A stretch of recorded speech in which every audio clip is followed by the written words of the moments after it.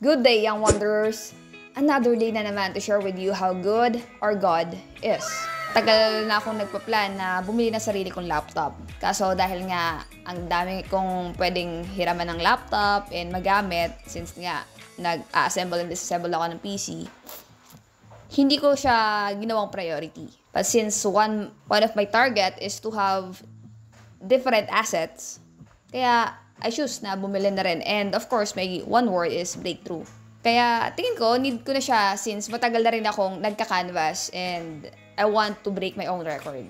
Masaya ako, not because I have my own laptop.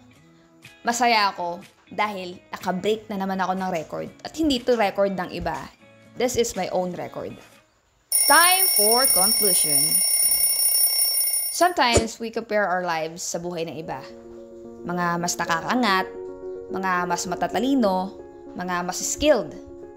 Pero it is written in Proverbs 18:16, one of my favorite verse in the Bible. Our gifts will always give room to us. It's up to us kung paano natin siya i-handle.